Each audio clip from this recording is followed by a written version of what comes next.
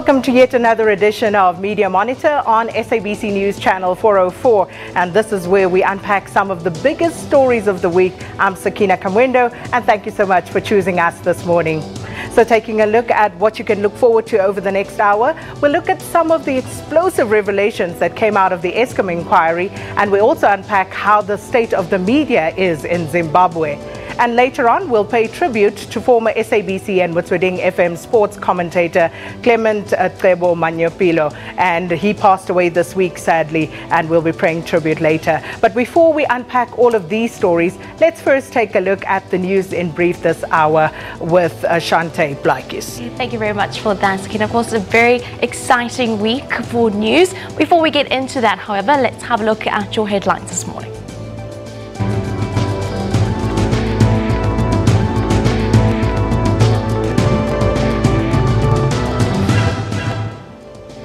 Communications Minister Mamoloko Ngubane has appealed to police officers to refrain from openly talking to rape victims in front of other people when they report incidents of rape at police stations, but to assist them privately.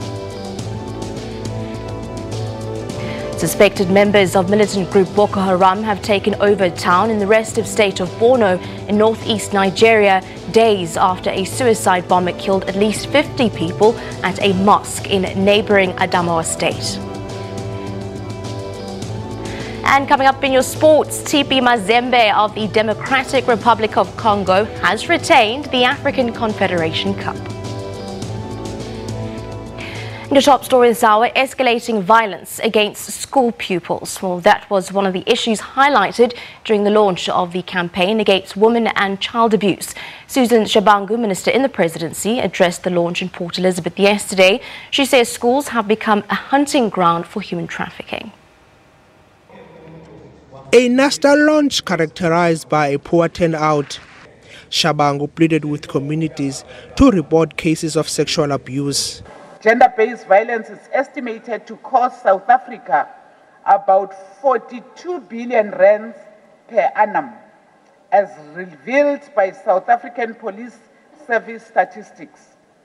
We cannot allow ourselves to be defeated by this scourge as society.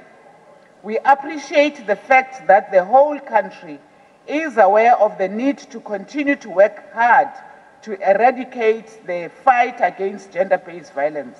The minister says South Africa remains a country with the highest number of sexual offences. Residents here want an all-year campaign. We do see an increase in crime against women in South Africa, which is very alarming because those are our mothers, those are our daughters, those are our children, and they are mostly breadwinners. I want it to be 365 days of activism. It means making sure that women have a voice, making sure that women's dignity are restored. What's very important is that we move women from being victims to survivors, that women are empowered. Human trafficking is also on the rise. So too is gender-based violence. Zolani Moya, SABC News, Port Elizabeth. In some news further abroad, suspected members of militant group Boko Haram have taken over a town in the restive state of Borno in northeast Nigeria. Well, the attack last night comes days after a suicide bomber killed at least 50 people at a mosque in neighboring Adamawa state in one of the deadliest attacks since President Muhammadu Buhari came to power in 2015, pledging to end the 8-year insurgency. Residents say the attack has entered Magumeri, prompting locals to flee to a forest. Boko Haram has waged an insurgency in northeastern Nigeria since 2009 in its attempt to create an Islamic state in the region. And in your sports, TP Mazembe of the Democratic Republic of Congo retained the African Confederation Cup after a goalless draw against SuperSport United in the second leg of the final in Pretoria, securing their 2-1 win on aggregate.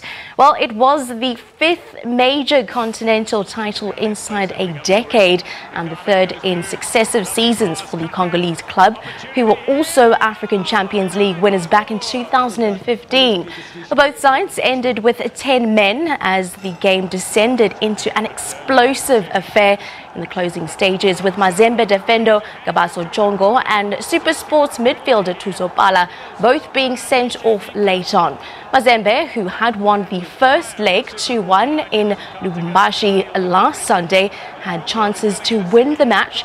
Their captain Rainford Kalaba and midfielder Daniel Ajay both missing, with the goal at their mercy in quick succession earlier on in the game.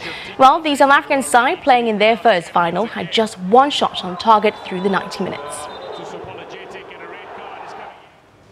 Well, of course, after the break, we look at the Sunday newspapers and the digital segment. Do stay tuned with Sakina Kamwendo coming up next.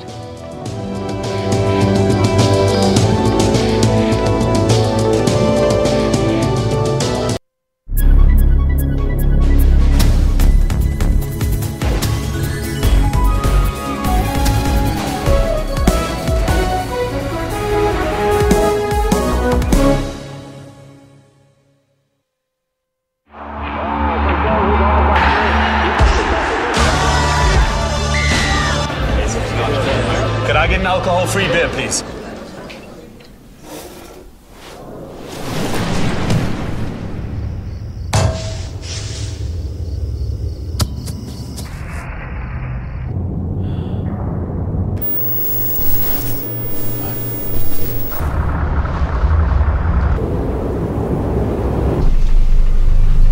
Are you sure about that? Yeah, but make it a castle-free.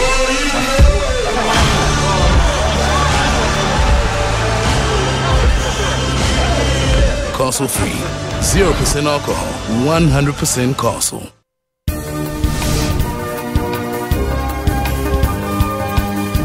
News, business, sports and weather from local and around the globe here on News Today.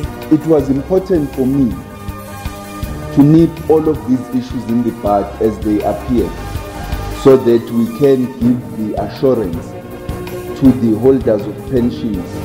South Africa has more than 24,000 plant species which can be used to generate income for her citizens. People believe that we as Africans have very little to offer the world in terms of science and technology. The 24-year-old was the last rider to report after a break of more than 180 kilometers in Sunday's men's elite race at the World Road Championships in Bergen, Denmark. Smith is also the African Road Race Champion, the South African Race Champion and the South African Time Trial Champion. Tune in to News Today every Monday to Friday from 3 to 5:30 p.m.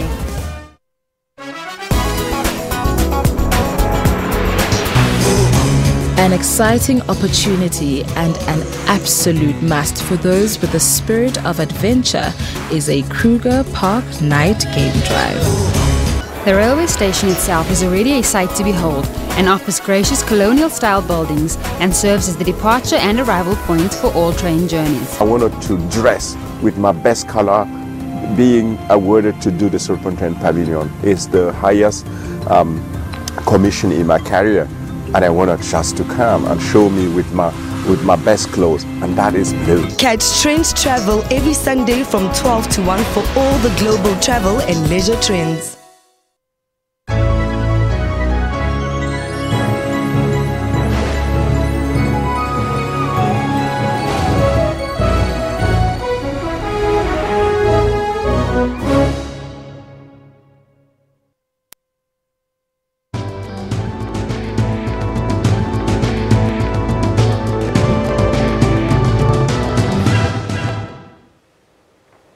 Welcome back on the show this morning. We're pleased to welcome SABC digital producer Babalo Lepaka. We also have Professor Anton Harbour from the Wits journalism faculty, as well as Sunday Times investigative journalist Sabelo Skiti. Lady and gentlemen, thank you so much for joining us this morning. But let's first turn our focus, of course, to social media and what people have been talking about. So what are the major stories? Which were the major hashtags this week, Babala? Okay, so the first major hashtag, obviously, Sakina, was Mugabe's resignation. We ran a poll at SABC News Online asking participants what can other nations and leaders learn from hashtag Zimbabwe and Mugabe resigning. 39% of the participants saying that don't ignore people. 43% saying that nothing lasts forever, and 18% saying that others still won't learn. And we have a range of mixed views in terms of comments from people also coming through on social media. We have a tweet coming through from Nozipo saying, "Freedom feels so amazing. Goodbye, Mugabe." We have another tweet coming through from Kudzai saying, "I've been waiting for this moment since I was 13 years old. Hashtag Mugabe resigns." And then we also have another tweet coming through from Kevin Sfiso Malunga saying, hashtag Mugabe resigns. Now the rebuilding should begin, acknowledging, of course, that the problem was much bigger than one person. Human rights and sound economic policy are not negotiable. Professor Harper, anything stand out for you there in terms of lessons to be learned from what happened in Zimbabwe over the past few weeks? Well, certainly, it's not yet being written about a lot, but it's coming through in social media, and I'm certain that many South Africans are thinking, what do we learn from this? How do we ensure we're not in a similar position? I think we're well aware that South Africa is a very different country from Zimbabwe, but I think there's a lot of watching what's going on there and saying what lessons are there to be learned. And that discussion is just starting, and you're seeing it first on social media, as is often the case. Indeed. And any other major stories? The second hashtag for this week, Sakina, was hashtag Black Friday. So it hit the globe on Friday. It was making its rounds on social media as well. We ran another poll on SABC News Online asking participants, are you going shopping this hashtag Black Friday? 6% saying yes, I got my bargains. 11% saying maybe later. 46% saying no, it's too crowded. And 37% saying it is a marketing gimmick. And we also have some responses coming through from users on social media, very mixed feelings about it. We have a tweet coming through from @Sarah Matthews saying, I cannot deal with all these Black Friday discounts right before payday. And then we have another tweet coming through from Usengwayo saying, we need Black Friday on gas as well. And I particularly agree with this. We definitely need that. And then we have another tweet coming through from Jay Easy saying, Black Friday does not interest me. It's very depressing. And then we have one more tweet coming through from IG Telefunk saying, when someone is hating on hashtag Black Friday and saying it's unnecessary, just know ukuthi lo muntu akanamali. So you were giggling. So I take it you were very happy you got something there, a bargain or two? No, unfortunately I was at work. But had I been there, I would have definitely gone for the Pampers and maybe some land. Land? Yes. Okay, good luck to you. Moving straight along. All right, and then in the final hashtags for this week, Sakina, we have hashtag Oscar Pistorius and hashtag Christopher Panayotu. Pistorius got his jail sentence was increased to 13 years and 5 months for killing his girlfriend River Steenkamp.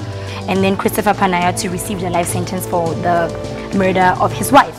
And then we have a tweet coming through from Barry Rue saying, Christopher Panayotu sentenced to life in prison for his murder of his girlfriend.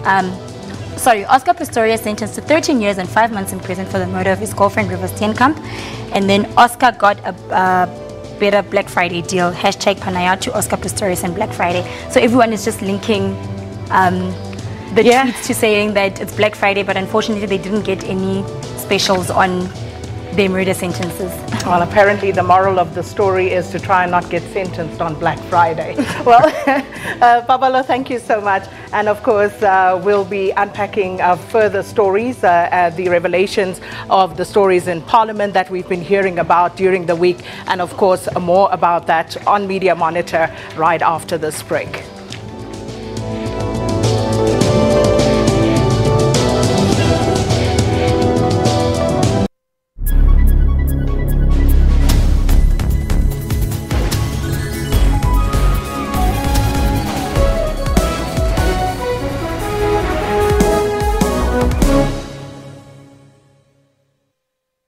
Let's go, Eugene. You got this, man. Let's go, buddy. You're safe. Let's go now. Sure.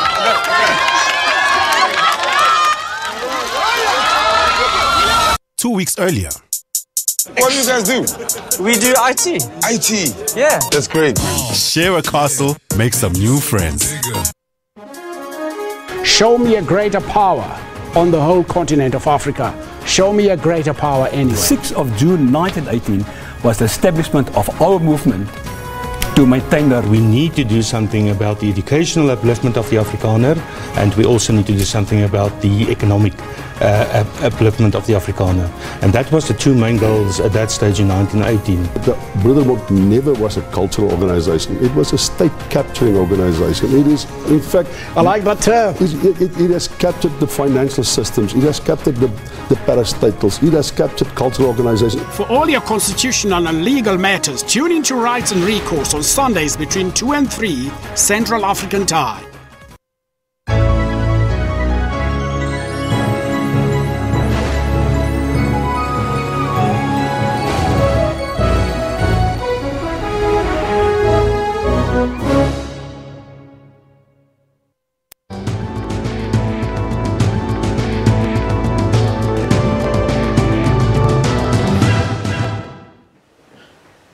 More revelations continue to emerge that show the extent of alleged influence of the Gupta family over government officials.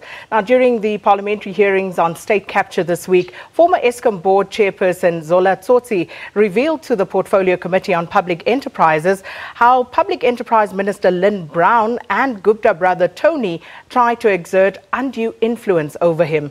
Tsotsi then dropped a bombshell, revealing that former SAA board chairperson Dudu Myeni summoned him to a meeting at President Jacob Zuma's official residence in Durban, where she then raised the idea of the suspension of 4 top Eskom executives. Minister Brown has refuted all the allegations levelled against her. Meanwhile, the Portfolio Committee on Public Enterprises has demanded President Jacob Zuma, his son Duduzane, and the Gupta brothers appear before it to give evidence. Now, the inquiry will resume next week. So, Chair, finally, it seems what we are confronted with is denial, denial, denial. But ANC MP Pravin Gordhan summing up Brown's denials. She denied being captured, and she denied any knowledge of her alleged partner's businesses with Eskom. Do you know that she owns a Range Rover? I know that she owns a Range Rover. When was it bought? I don't know. But do you know where was it bought? I don't know. You do not know if the Guptas were involved in buying that particular car? Earlier, former Eskom chairperson Zola Tsotsi told the committee he met Brown at her official residence. She was with Tony Gupta and Salim Issa. Brown denied that too. Salim Issa and which Gupta? Tony Gupta were not at my house when Zola Tsotsi arrived. In fact, I really deny that. But MPs were not done with her. Gordhan produced a proof from Denel, which was doing business with Salim Issa's VR laser company. But again, the minister had no knowledge of the document. That's hearsay as far as I'm concerned. I received a memo that says... Who's hearsay? It's your hearsay. I haven't seen it. I'm reading from an affidavit. Well, I haven't seen it. No, we're going to make it available to you. I'm sure your staff can make it available. So your only problem is that you haven't seen it. But it could well be true. No, that's not my only problem, Mr. Gordhan. What is the problem? After several hours of accusations, counter-accusations and denials, Shivambo, quoting from the script, reminded them that they took an oath and that they might rue the day they lied in the name of God. Last time I checked, Exodus 20 verse 7 says that, "Thou shalt not take the name of the Lord your God in vain, for the Lord will not hold him or her guiltless." The probe into Eskom's corrupt activities continues. Manilisi Tubase, SABC News, Parliament. And so, just days after President Jacob Zuma dismissed, state capture as a ploy to discredit him and the Gupta brothers, came these revelations. But of course, many of us lost sleep over watching these Eskom inquiries. And also, it was the first time that the president was directly implicated by someone.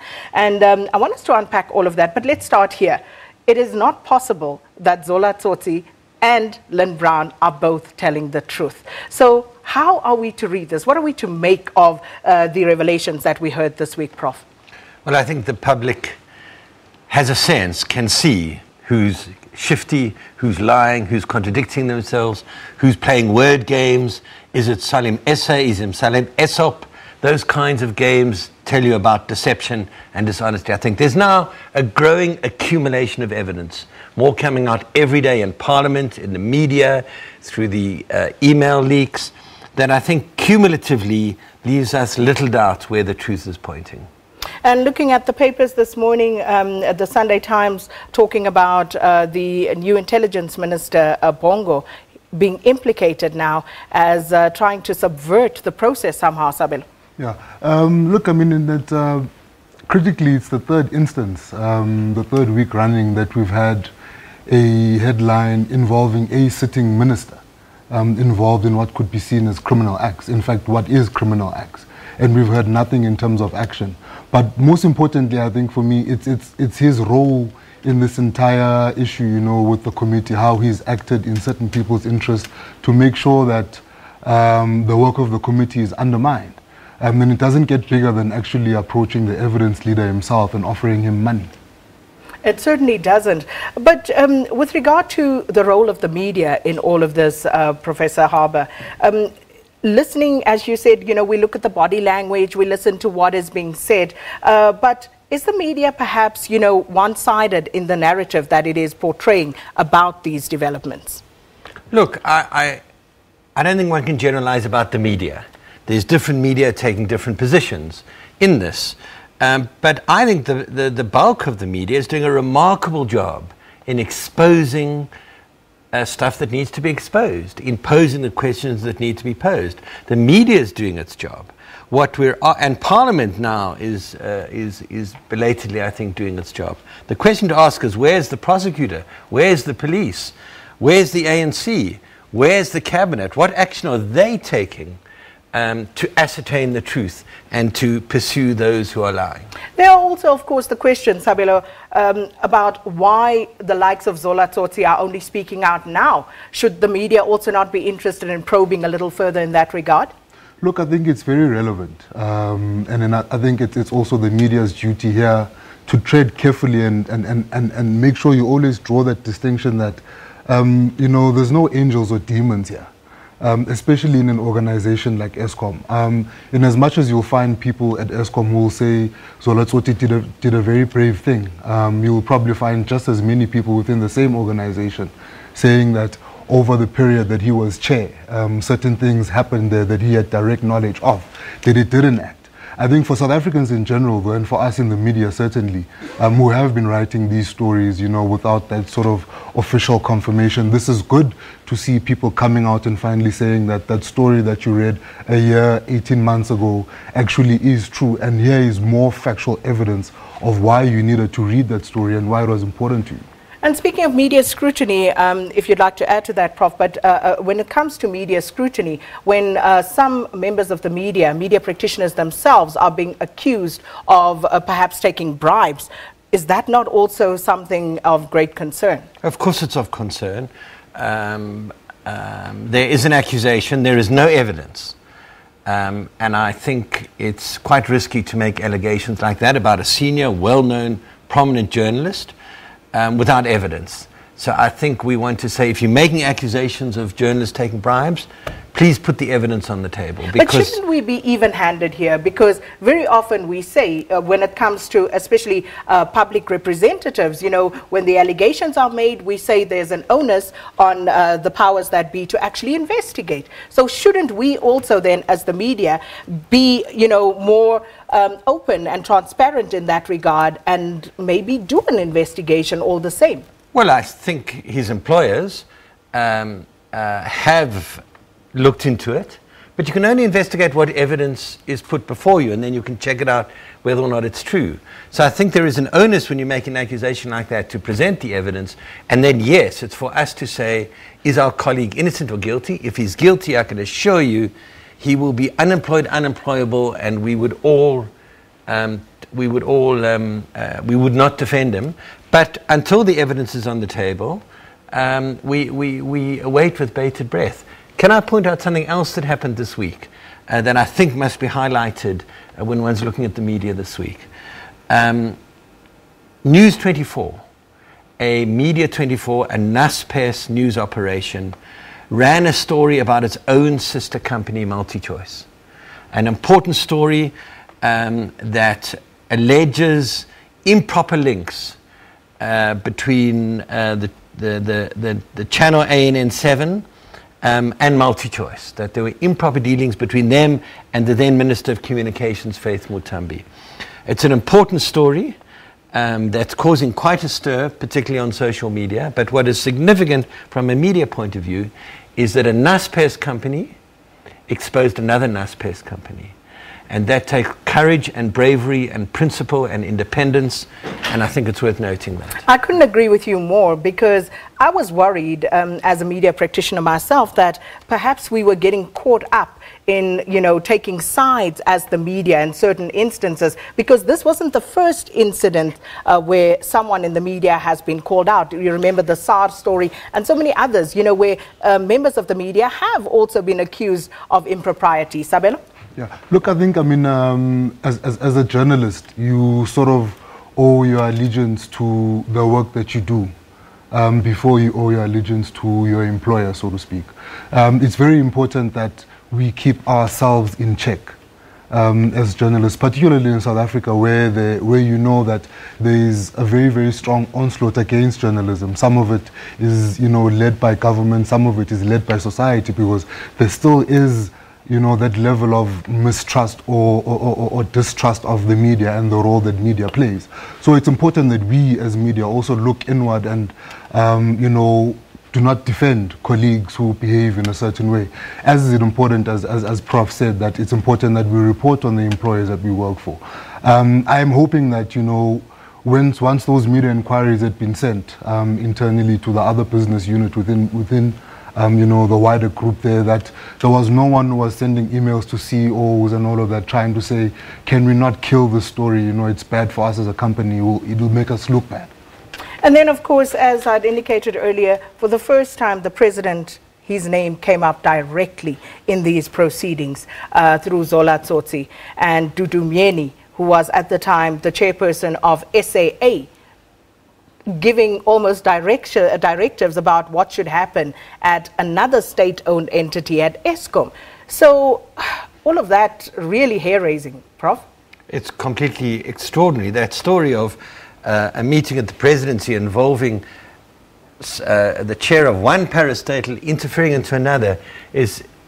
another is a completely extraordinary story. And it should really be investigated to establish the truth as a matter of urgency. Because it's an extraordinary allegation. It can't just sit there. So hopefully Parliament, hopefully the police and the prosecutors, everyone is focusing on trying to establish the truth here. I think the media is doing what it can, but we need the other institutions to kick in to give us the full picture. And speaking of institutions kicking in, you know, the more we move along, the more questions there are that seem to remain unanswered. For example, one of the questions I tried to answer for myself is why Brian Molefe hasn't paid back the 30 million rand. Why is it still sitting in his account? The 30 million, I think, has that not been paid back? Did he not say he was waiting for the processes to unfold and then he would pay it back after the court had decided what was happening there? I'm not too sure, but I think that money had been paid back. Prof, would you I'm not sure. I'm not sure. So we'll follow up on that, but yes. I think pretty sure he said that, you know, he was waiting for the court processes to be concluded around this particular matter, and then he will be directed as to what to do.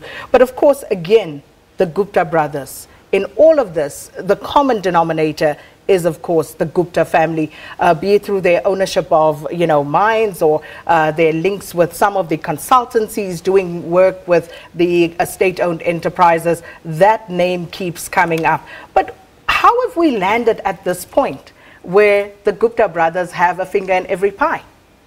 That's a very good question, and that's a question we need to ask and answer and make sure it doesn't happen again. So I hope Parliament calls the Gupta brothers now to give their evidence, since their name keeps popping up. And I think that'll make the television show of the year.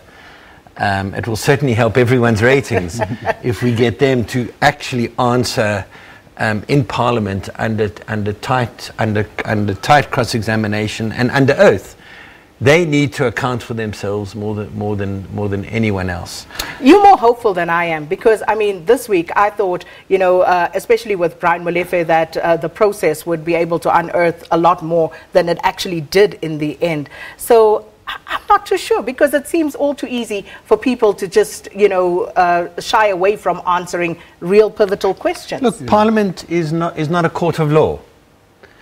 Parliament, I think, is doing its role in saying we have to ask questions, we have to get answers on oath. It is then for the prosecutor, the police, to go and investigate what's coming out in Parliament and to ascertain the truth and use their powers to collect evidence, to get cell phone records, to get minutes of meetings, to raid these institutions, to find what evidence there is. Why aren't we more critical about Parliament and their oversight role? Why are these questions only being asked now? All along, how many years? This is not an event. It didn't happen overnight. It's been some time in the making. Why hasn't Parliament picked up on it? Look, I think you will probably get the same answer that Minister Brown has been giving on this issue. I was being misled, I was being misled, I was being misled. The reality is that, and I think it speaks to the capacity of some of our MPs that sit on these committees, that when these things come in the form of very technical reports and highly technical, you know, sort of financial reports, reports on corporate governance that these state entities and government departments do periodically, that I believe that some of these documents are not properly scrutinized by the people that are supposed to be holding oversight. Because if you had been doing that, you would have then picked up anomalies at Eskom, for instance, such as, why are we giving, you know, this company a prepayment here, and then much later after that, why are we then giving them another guarantee for 1.6 billion? So perhaps some more things that we need to focus on as the media as well. But after the break, we will, of course, focus on how the state of the media in Zimbabwe is unfolding. State-controlled media versus a free press, and the relationship with the new president of the country, and whether anything is likely to change significantly for the media in Zimbabwe. Well, you please stay tuned for more.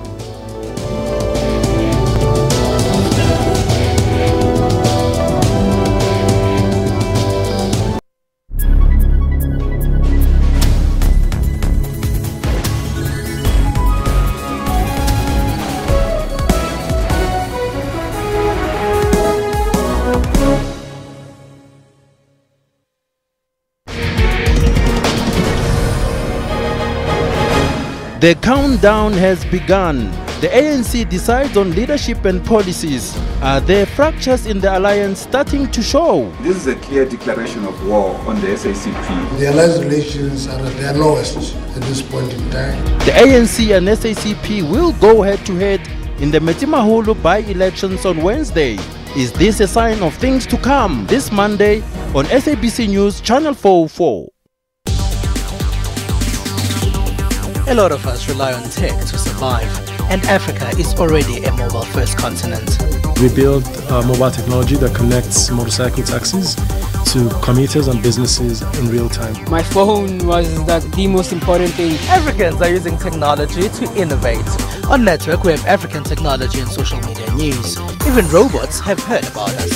Hello, watch Network on SABC. For African technology and social media news, join Ms. Phumelele Zondi on Network every Sunday at 9 p.m.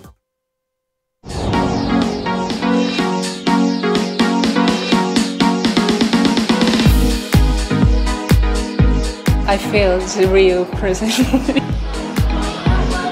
And it's nutritious and delicious. It's good. I really like it.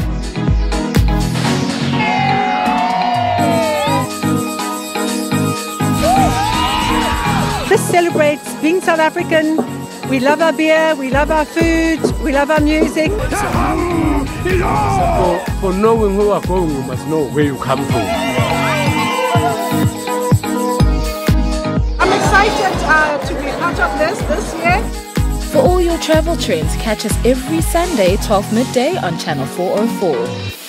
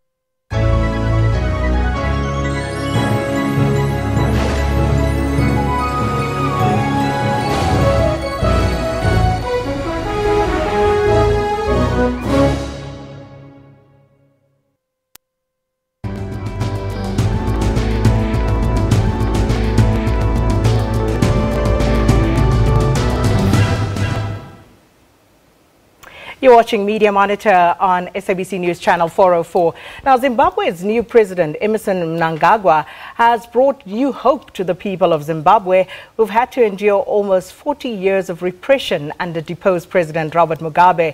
Mnangagwa, who was sworn in on Friday after the forced resignation of Mugabe during the week, promised to bring reform to the country and, importantly, declared that elections will go ahead as scheduled for next year.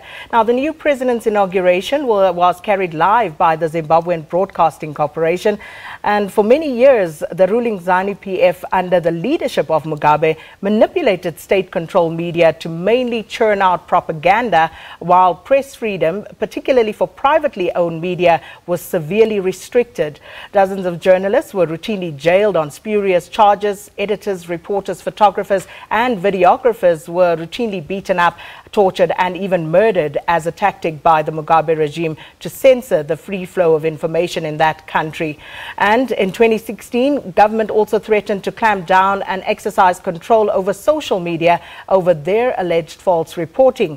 On the show today, we look at the state of the media in Zimbabwe, state-controlled media versus a free press, and how the relationship with the new president is likely to have on the media in the country.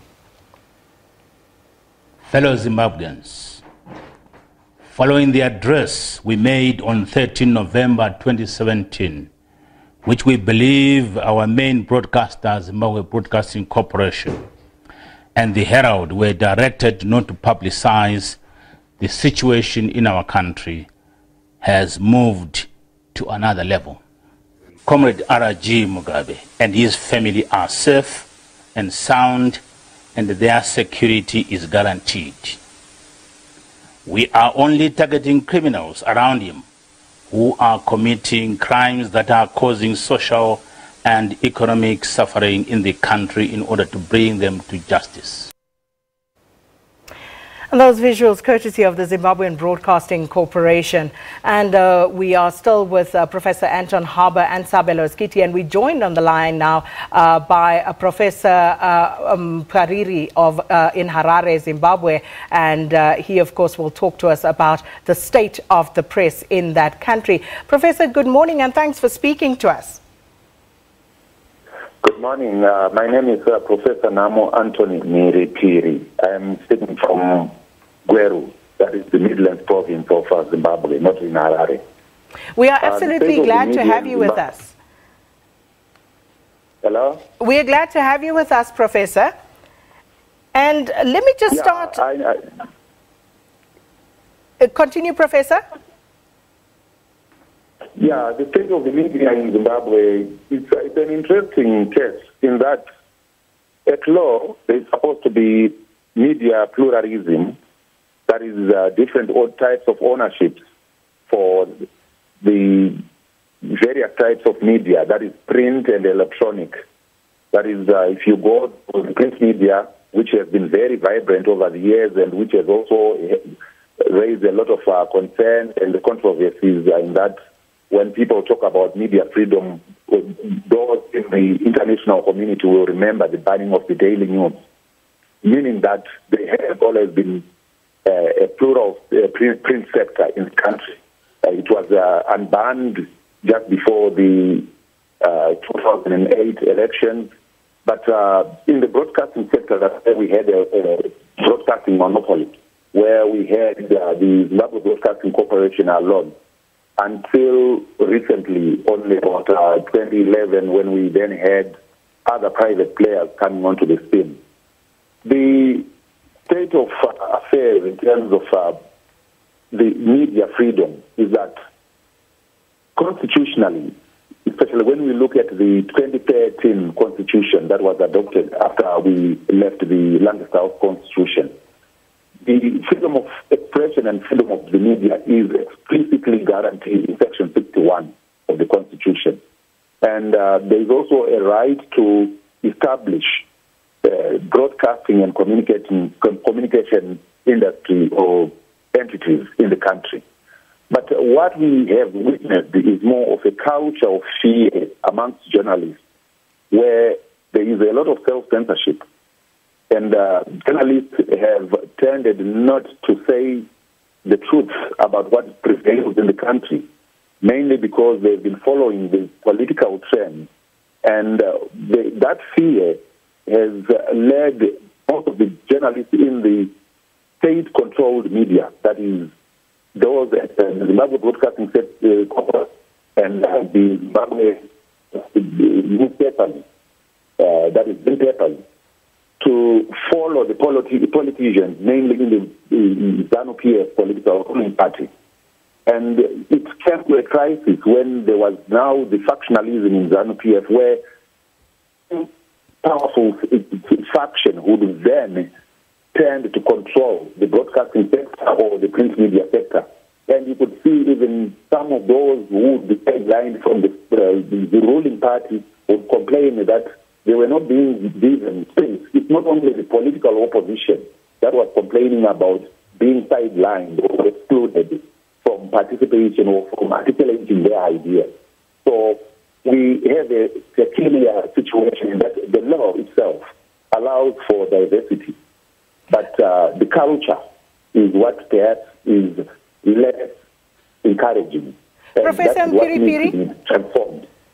I couldn't help but wonder, so in that climate, with that culture prevailing, how do you teach journalism in Zimbabwe? What do you teach? I think the journalists are well trained. We've got several leading media and journalism training centers, including my own at Midland State University. And most of our graduates have even gone to practice abroad, and we have not faced any problems in terms of competence. But when it comes to the Zimbabwean situation, that's where we've had now the polarization in politics spilling over to journalism, where the journalists then follow politicians. We have to resolve the question of power, which in the meantime seems to have been resolved. And perhaps we then expect that the journalists will report objectively and impartially. Professor Harbour, in South Africa, our history not too dissimilar when it comes to the national broadcaster and to that which is happening in Zimbabwe. But how difficult is it to transform a broadcaster from being a state broadcaster into being a public broadcaster? I think we've seen in this country that it's not difficult if you have the political will. The question we need to ask about Zimbabwe is that it's got a tightly controlled state broadcaster. Will the new leadership in Zimbabwe open it up and give it more space to become a public broadcaster to serve the public rather than the ruling party? It's been very tightly constrained until now. Will they open up broadcasting? It's a difficult but very exciting transition to go through. I think we saw in this country to go from being a state to a public broadcaster. We also learned, I think, in the last few years, that there is a constant tug of war that's necessary, and a constant fight to preserve the independence of the public broadcaster, to preserve it as a public broadcaster. But in Zimbabwe, we're waiting to see if the first steps will be taken. Is there a political will to free up the state broadcaster to represent the public interest? And listening to new President Emmerson Mnangagwa, did you get a sense, Sabelo, that this was something high up on his priority list, press freedom? Because you can't have a democracy where the press is not free to do their job. Exactly. I think politically, the new president finds himself in a point where he has to literally embrace everyone. He has to convince people that this new administration is serious about democracy, is serious about press freedom, and is serious about opening Zimbabwe up to people that would want to come and invest in Zimbabwe.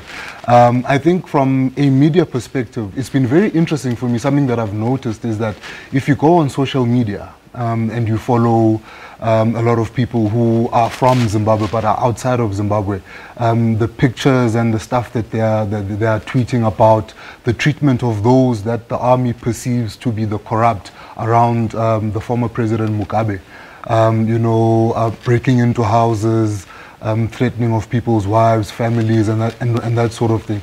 That's where I think the first step will be for us to see whether the new regime is serious about that. If we do see those sort of happenings in the state broadcaster being broadcast as what is being done by the state now. Also, when it comes to coverage of these cases as these people are appearing in court, that will be the first step for us to be able to tell whether we are going to be dealing with a state broadcaster that wants to be a public broadcaster. Well, and as you say, this remains to be seen. But of course, I also saw over the week people charging that as South Africans, we have no idea, we have no clue of just how repressive the environment is under which people have to operate. And just to give us a sense of, you know, exactly how the state broadcaster had operated prior to the events of the past few weeks, here's just, you know, a bit of a snippet to look into that. That man is irreplaceable. That's the truth, whether we like it or not. 2018, mamillion achawedze. Yes. We will field Mugabe even if God were to have his way and Mugabe dies. We will field his corpse and he will still win this election, just to show people how much they love their president. Whoever is engaging in factionalism must stop forthwith. Yes. Stop it! Yes. So that is what Zimbabweans had become accustomed to. Those were the messages, those were the images that were routinely put out to the people of Zimbabwe. And one has to wonder right now, Professor Mpiripiri, whether that is going to actually change in the immediate term, as our colleagues here on the panel here have asked. Do you think that we will see those changes imminently?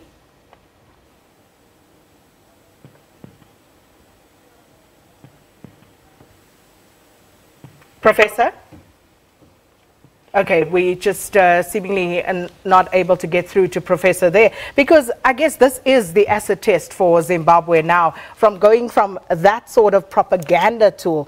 You know, it won't be an easy task, even for those who work for the state broadcaster, because we've seen it here at the SABC as well. That culture becomes entrenched, and it's very difficult for people to break out of there, regardless of the political changes that may take place. Professor Harbour. That's absolutely true. What's needed is a change of basic journalism culture within those state institutions. So as far as I could see from a bit of a distance, the state broadcaster and the state-owned newspapers in Zimbabwe had a couple of days where they didn't really know. You know, they're used to following a line. They didn't really know what the line was because they didn't know, was Mugabe in and out of power? Was it the military now? Was it not the military? And that confusion showed in the way they were covering things. What would be tragic is if they didn't break from that culture of waiting to be told what the line is and follow that line. I know many fine Zimbabwean journalists, a number of them in exile, a number of them in this country, and one hopes that they're given the space to rebuild a journalism culture that ensures that Zimbabwe never gets back into this position, because we know that a key part in the situation that allows one person to be in power for 37 years, that allows the deterioration of the economy and their politics the way it has in recent years, is a hold over the media and a hold over criticism, which Mugabe had and ZANU-PF had. And I can only hope that the new leadership sees that a critical part of changing that country is opening up the media. And of course, it's not going to be easy, because this has been a long time in the making, and one has to wonder, how do people redeem themselves? How do they redeem their reputation, their image? Do you still then continue with the same people who are at the forefront of actually pushing this propaganda, or is this the place where they need to exit the stage, Sabelo? Look, I think what I've found to be very positive about the reaction of the people of Zimbabwe throughout this entire process is that they are not naive about who is in power now, but they are full of hope because of what they'd experienced before and the sort of language that had been spoken by the administration. I'm hoping that, you know, the journalists on the newsroom floors will then be the people that will say that we need to be the ones that either feed that hope realistically with the truth, or we need to be the ones that wake the people up if we can see that there are signs already of going back to business as usual. It will be very critical for them, I think, to take up that role as journalists and as people that are informing society in Zimbabwe. It was very interesting as well from colleagues who've just traveled back from covering the inauguration and all of that, over the last weekend, a lot of papers there were flying off the shelves because it shows that people are wanting to get views that are more balanced and views that are perhaps different to what they've been reading before. So if you're dealing with people that are that interested in what is happening in their country and the process that is currently unfolding in front of them, it's a very great task for journalists there, and I hope that they are up to it, and I believe that they are. Well, Professor Mpiri is back with us. Professor, since the military takeover, we didn't hear much more about what was going on at the ZBC, the state of the organization and so on. So what actually is happening there? Is it business as usual? Have there been any notable changes? No, it's not business as usual. What happened there, from social media, we heard that, they were instructed, the people at ZBC, to actually broadcast the statements by the military because at first they had not published or broadcast what the military had sent as a press statement or to go to the press conference. They didn't cover that. So that instruction came when the military took over. And perhaps people did not get, comfortable treatment in that some nice things they were coerced to transform. But it can never be business as usual, because when we say these journalists tend to gauge who are the leading politicians of the day, and the state broadcaster normally has its mission statement as it will go to support the government of the day. So it tends to sniff out or to identify who are the leading personalities, political personalities in government, and they then support the objectives, ideals, and values of those people. So with the new dispensation, it means they'll also go along with the current. And they might also open up, because the public now has higher expectations from what they've witnessed in the past week, where people who do not be criticized are now being criticized. So there is more anticipation from the public, to the extent that the viewership of ZBC television, for instance, is higher at the moment, higher than any other channel, because many people are expecting to receive informed and more realistic information from the state broadcaster than they would expect from social media or any other international broadcaster. So they still have that opportunity to draw huge crowds from within the country and even from abroad, because the most comprehensive information about Zimbabwe and the transition, the most reliable, can only come from the state broadcaster. Even BBC, CNN, they had to rely on what was given by the state broadcaster to verify or confirm the development in the country. So there is that opportunity. But like I have said, all our journalists are highly trained, but they are also optimists in that they know how to survive.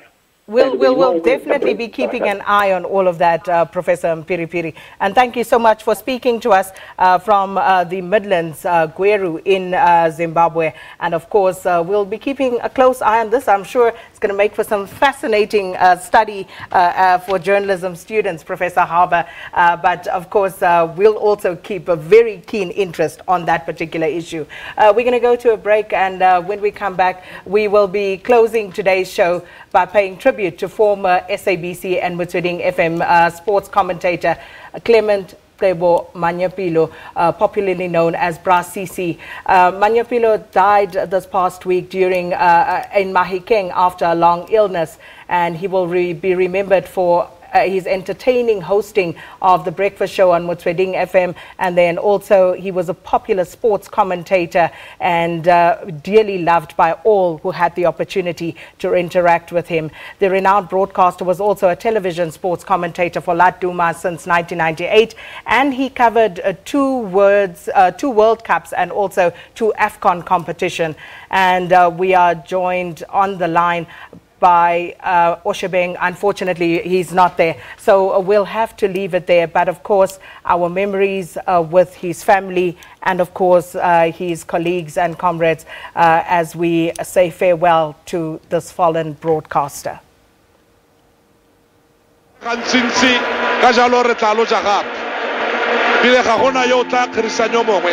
Our Barcelona, our AC Milan, our Manchester United,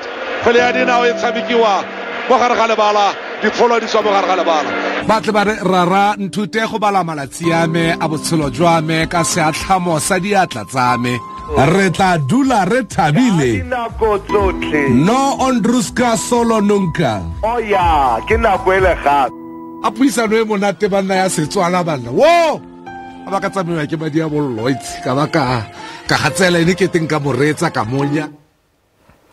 And he certainly will be missed by all who interacted with him in any way, big or small. And thank you so much for staying with us this morning on Media Monitor. And we'll be back with another edition of the show, same time next Sunday. Coming up next is the news on 404.